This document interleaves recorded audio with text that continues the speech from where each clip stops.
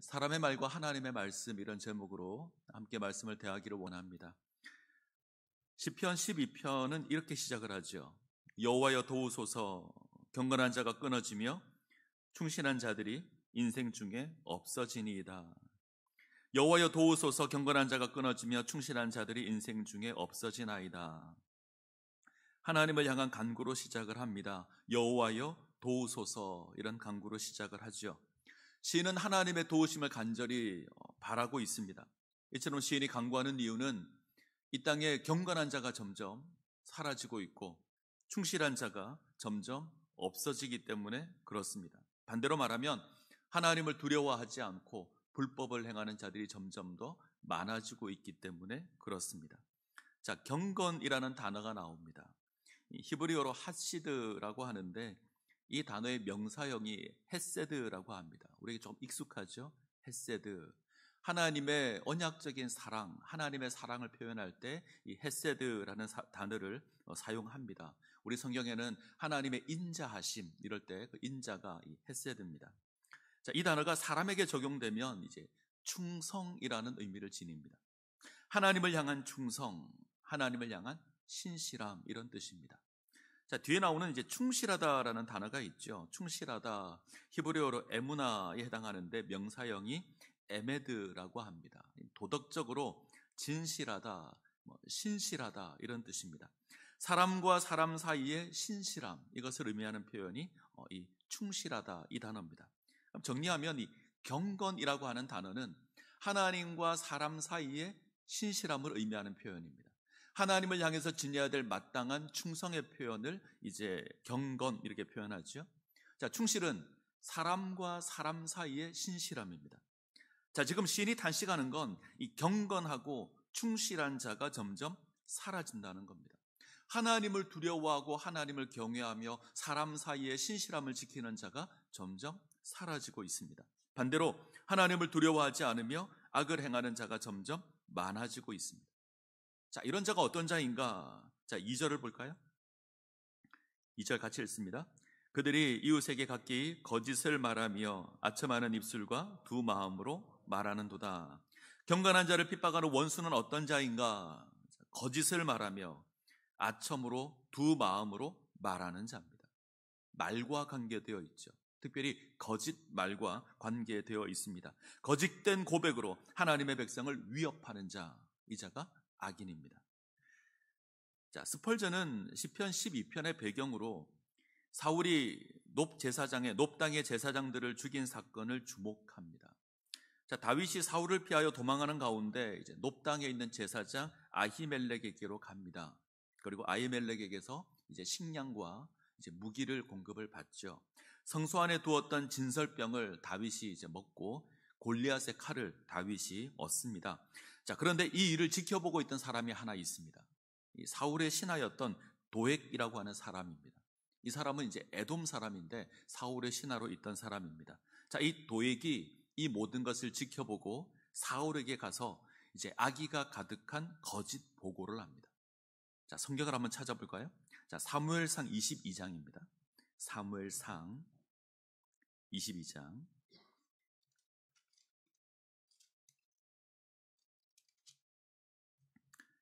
사무엘상 22장 9절에서 10절 말씀입니다.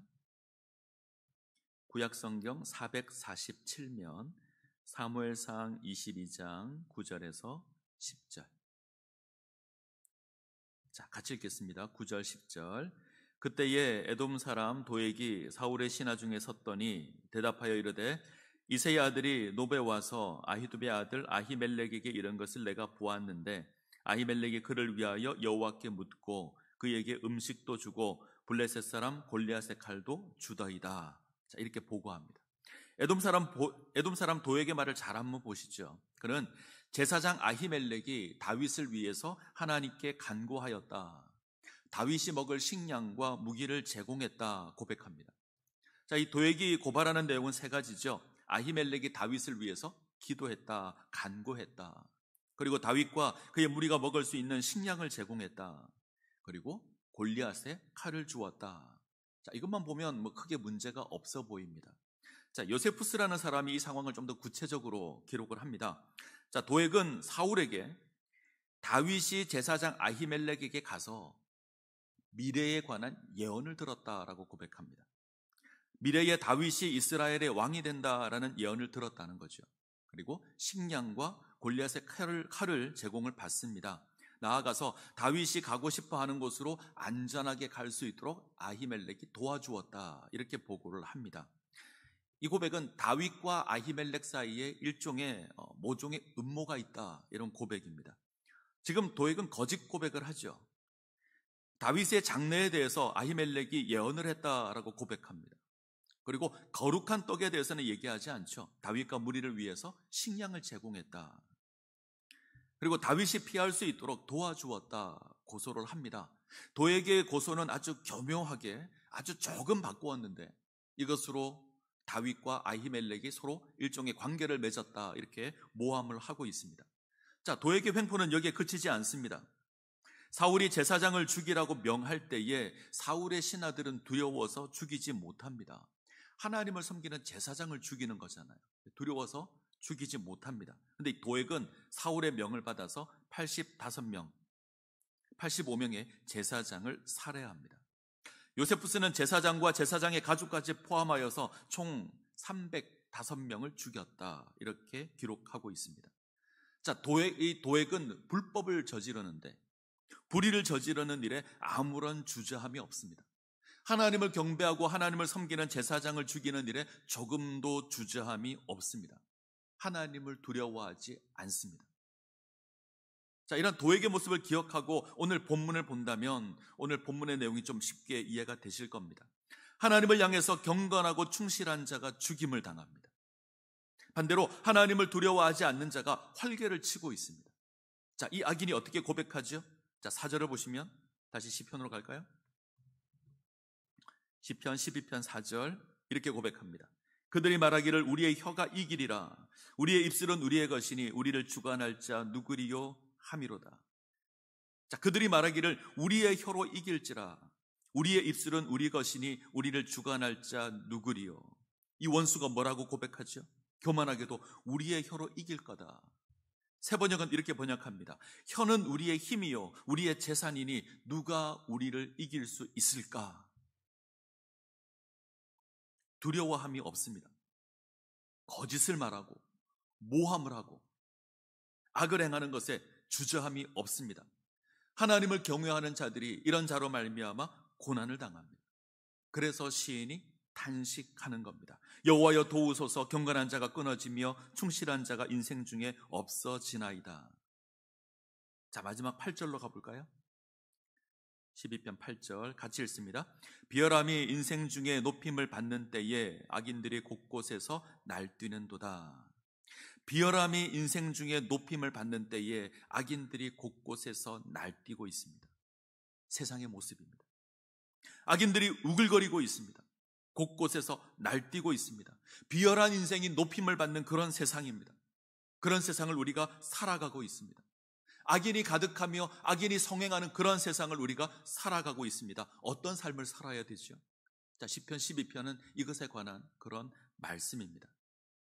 자, 우리가 시편 12편을 자세히 본다면 자, 말이라는 것이 강조되고 있음을 알 수 있습니다.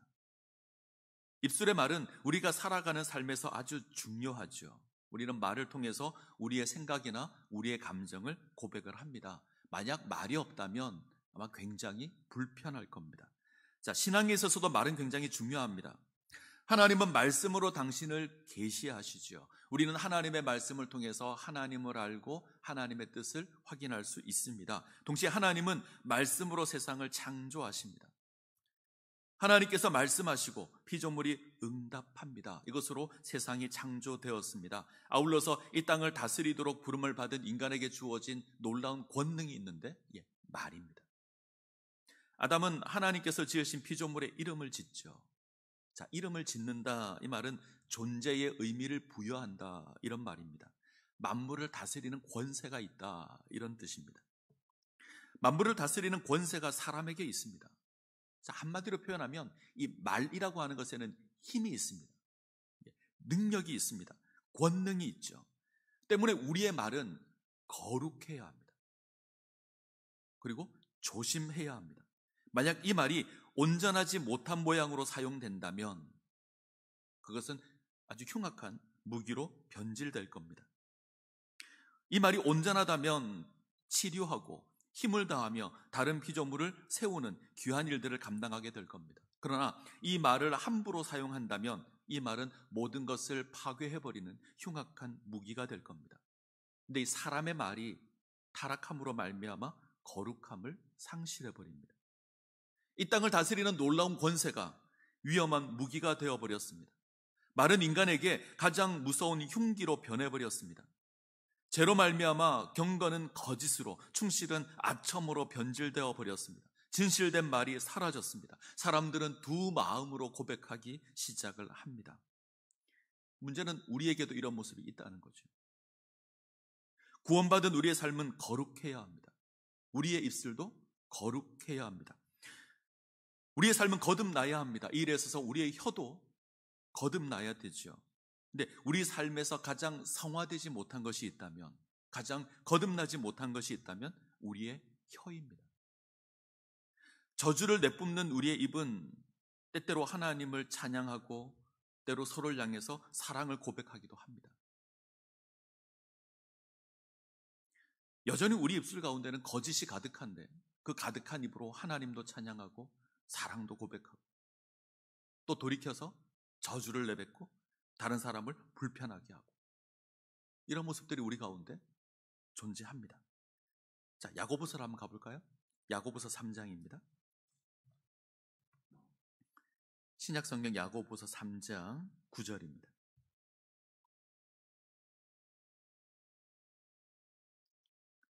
야고보서 3장 9절, 신약성경 373면입니다.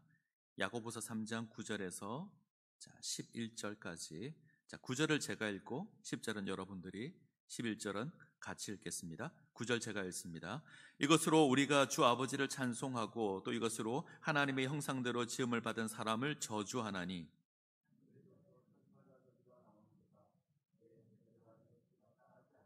같이 읽겠습니다. 샘이 한 구멍으로 어찌 단물과 쓴물을 내겠느냐. 이것으로 우리가 아버지를 찬송하고 동시에 이것으로 하나님의 형상대로 지음을 받은 사람을 저주합니다. 한 입에서 찬송과 저주가 납니다. 한 입으로 하나님을 찬양하고 그 입으로 형제를 저주합니다. 이 상상할 수 없는 일이 우리에게 너무나 익숙하게 주어지고 있습니다. 멈추셔야 됩니다. 캐롤 메이홀이라는 사람이 있습니다. 이 사람이 쓴 책 가운데 해가 되는 말, 덕이 되는 말, 이런 책이 있습니다. 이렇게 생긴 책인데 화면으로 한번 보여주시겠습니까? 네, 이렇게 생긴 책입니다. 아마 지금은 표지가 조금 바뀐 것 같아요. 자, 해가 되는 말, 덕이 되는 말. 우리말에는 해가 되는 말이 있고 덕이 되는 말이 있다, 이런 고백이죠. 자, 분량이 많지 않아서 아마 하루 정도면 충분히 읽을 수 있는 그런 책입니다. 내용이 어렵지도 않습니다. 제가 이전에 있던 교회에서 성경 공부 시간에 이 책을 한번 읽힌 적이 있습니다. 어떤 집사님 한 분이 이 책 읽는 게 너무 힘들었다 그러시더라고요. 내용도 어렵지 않고 분량도 많지 않고 금방 읽을 것 같은데 왜 그러십니까? 라고 물었습니다. 그러니까 그 내용을 읽을 수 없다고 하십니다. 자기 자신을 향해서 내뱉고 있는 그런 내용처럼 들려서 도무지 진도를 나갈 수 없다고 했습니다. 그래서 이 책을 다 읽는데 상당히 오래 걸렸다 말씀을 하시더라고요. 자, 해가 되는 말, 덕이 되는 말. 이 책은 우리 입이 생명의 샘인지 아니면 제잘거리는 개울인지 묻고 있습니다. 거듭나야 할 우리 입이 과연 그러한 삶을 살고 있는가 우리에게 묻고 있습니다. 자, 몇 가지 경우를 함께 나누면 좋을 것 같습니다. 첫 번째, 우리가 주의해야 될 건 자랑입니다. 우리는 자랑하는 것에 굉장히 익숙하죠. 그리고 자랑하는 것 좋아합니다. 동창회라도 모이거나 우리 여자분들이 모이면 이제 자랑합니다.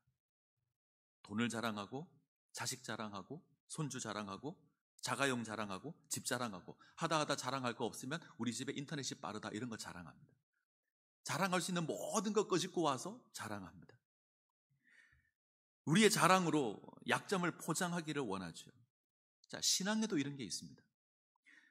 정말 하나님께서 나를 사랑하셨습니다. 하나님께서 나를 통해서 많은 일을 하셨습니다. 하나님께서 나를 통해서 놀라운 역사를 일으켜 주셨습니다. 우리는 별 생각 없이 이렇게 고백을 합니다. 근데 잘 들어보면 그 속에 자랑이 심겨져 있을 때가 많습니다. 이런 거죠. 나 정도 되니까 하나님이 나를 사용하셨다, 이런 고백을 하는 겁니다. 굉장히 조심하셔야 될 고백입니다. 유대인들이 고백하죠. 우리가 주의 이름으로 선지자 노릇하며 주의 이름으로 귀신을 쫓아내며 주의 이름으로 많은 권능을 행하였습니다. 고백합니다. 우리가 이렇게 했다는 거죠. 우리가 주의 이름으로 선지자 노릇했고, 우리가 주의 이름으로 귀신을 쫓아내었고, 우리가 주의 이름으로 많은 권능을 행했습니다. 그런데 하나님께서는 이런 자들을 인정하지 않으십니다. 나는 너희를 도무지 알지 못하니 불법을 행하는 자들아 내게서 떠나가라 말씀하십니다. 하나님 교만한 자들을 대적하십니다. 알지 못한다 고백하십니다. 그러기에 조심하셔야 합니다. 꾀꾀거리는 오리처럼 떠벌리며 자랑하기를 멈추셔야 합니다. 조심하셔야 합니다. 두 번째, 불평입니다. 우리 삶 가운데 참 불평이 많죠. 입만 열면 불평을 합니다. 짜면 짜다고 불평하고 싱거우면 싱겁다고 불평을 합니다. 한 할머니가 손자와 함께 해변을 걷고 있었습니다. 할머니와 손자가 해변을 쫙 걷고 있는데 갑자기 큰 파도가 밀려와서 손자를 쓸어가 버렸습니다. 그러자 할머니가 무릎을 꿇고 기도합니다. 하나님, 손주를 돌려주십시오. 간절하게 기도했습니다. 자, 그 다음 파도가 몰려오더니 손주를 다시 실어왔습니다. 손주를 살펴봤어요. 그러니까 아무 이상이 없습니다. 어떻게 해야 되죠? 감사해야죠. 감사해야 됩니다. 그런데 할머니가 갑자기 무엇인가를 발견하고 다시 기도하기 시작을 합니다. 하나님, 손자의 생명을 구해주셔서 너무 감사합니다. 그런데 하나님 아시겠지만 우리가 처음 왔을 때 얘가 모자를 쓰고 있었습니다. 모자 어디 갔습니까? 불평하는 거죠. 자, 우리 삶 가운데 불평이 끊이지 않습니다. 하나님의 은혜로 구원을 받았습니다. 그럼에도 불구하고 우리 입술에는 불평이 끊이지 않습니다. 먹을 것 없다고 불평하죠. 마실 물 없다고 불평합니다. 가는 길이 고되다 불평합니다. 하나님 왜 내게 이렇게 하셨습니까? 불평합니다. 왜 이렇게 하십니까? 이거 잘못된 것 아닙니까? 쉬지 않고 불평합니다. 멈추셔야 합니다. 또 하나 우리가 확인해야 될 것이 있습니다. 함부로 내뱉는 말 조심하셔야 합니다. 굉장히 우리를 당황스럽게 하는 겁니다. 이 경상도 출신들은 무뚝뚝하고요. 어떤 일을 표현할 때 있는 그대로 표현하지 않고 좀 꼬는 것 좋아합니다. 표현이 굉장히 좀 건조하고 좀 비하기 심할 때가 있죠. 남편이 선물을 사서 퇴근을 합니다. 아내에게 주면 아내가 묻죠. 그 어디서 난 겁니까? 그러면 내가 오다가 마음에 들어서 당신 주려고 샀어요. 이렇게 얘기해도 되잖아요. 오다가 하나 주웠어. 입술에 빨간 루즈 바르고 오면 쥐 잡아 먹었냐 그러고, 부츠를 신고 오면 비도 안 오는데 무슨 장화를 신었냐, 이런 식으로 표현을 합니다. 별 생각 안 하고 내뱉는 말입니다. 근데 그 말을 들은 상대는 상처를 받을 수도 있죠. 제가 한 번은 목포 쪽에 장례가 나서 조문을 갈 일이 있었습니다. 이 교회 승합차에 경상도 출신의 집사님 2분, 전라도 출신의 집사님 2분, 4분이 같이 탔습니다. 한참 이야기를 하고 잘 가다가 갑자기 전라도가 경상도를 향해서 한마디 합니다. 경상도는 말이 좀 그래. 문딩이가 뭐야, 문딩이가.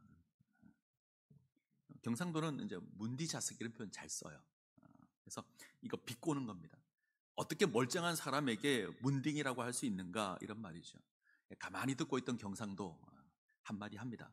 너거는 썩을 거라 그러잖아. 제가 표현을 잘 못하겠어요. 너거는 썩을 것들이야. 이 표현을 잘 못하겠는데 아무튼 그런 표현을 씁니다. 자, 우리는 아무 생각 없이 말을 합니다. 함부로 말을 내뱉는데 그것이 얼마나 깊은 상처를 주는지 잘 모릅니다. 잠언에 이런 고백이 있습니다. 칼로 찌름같이 함부로 말하는 자가 있거니와 지혜로운 자의 혀는 양약과 같으니라. 칼로 찌름같이 함부로 말하는 자가 있다. 함부로 내뱉는 말은 칼로 찌르는 것과 같습니다. 내가 아무런 생각 없이 함부로 내뱉는 말, 다른 사람에게 상처가 될 수 있습니다. 멈추셔야 합니다. 다음으로 주의할 것은 비방입니다. 다른 사람을 비방하는 일, 우리에게는 아주 익숙하죠. 누가 가르쳐 준 것도 아닌데 정말 잘 합니다. 고의적으로 사람을 비방하고 곤란한 소문을 퍼뜨리기도 합니다. 어떤 소문이 들려오면 그것이 어떤 것인지 확인도 하지 않고 더 크게 확대해서 퍼뜨리고 다닙니다. 참으로 안타까운 건 교회라는 공동체 역시 이러한 모습에서 자유롭지 못하다는 겁니다. 자, 모이면 칭찬을 하고 인정을 하고 이런 고백들을 해야 하는데 잘 안 합니다. 모이면 누군가를 도마 위에 올려놓고 씹어대기 시작을 합니다. 제가 예전에 이제 전도사였을 때 교회 구역 예배를 인도한 적이 여러 번, 한 1년 정도 구역 예배를 인도했었는데, 이제 교회 여러분들이 모이면 옆에 교육자가 있음에도 불구하고 자연스럽게 한 사람 한 사람 요리하기 시작을 합니다. 교회 목사님부터 누구 집사 아들까지 비방하기를 멈추지 않습니다. 적어도 내가 저들보다 낫다는 것이 확인이 되어서야 멈춥니다. 자, 이런 모습들이 우리 가운데 가득합니다. 자, 자랑하는 것, 불평하는 것, 함부로 말을 내뱉는 것, 비방하는 것, 우리에게 너무 익숙한 것들이잖아요. 이거 멈추셔야 합니다. 우리가 하나님의 자녀로 부름을 입었기에 우리에게 어울리는 것이 아닙니다. 우리는 거듭난 존재들입니다. 우리의 혀도 거듭나야 되죠. 성화되어야 합니다. 우리 모습 가운데 이것들은 제거되어야 합니다. 오늘 본문에 등장하는 악인이 이런 모습으로 의인을 괴롭히고 있거든요. 우리와 상관없는 것이 되어야 합니다. 자, 이러한 악인의 불순한 말로부터 우리가 바라보아야 할 것은 무엇입니까? 그것은 하나님의 말씀입니다. 자, 시인은 하나님의 약속의 말씀을 바라보고 있습니다. 자, 5절을 보겠습니다. 시편 12편 5절입니다.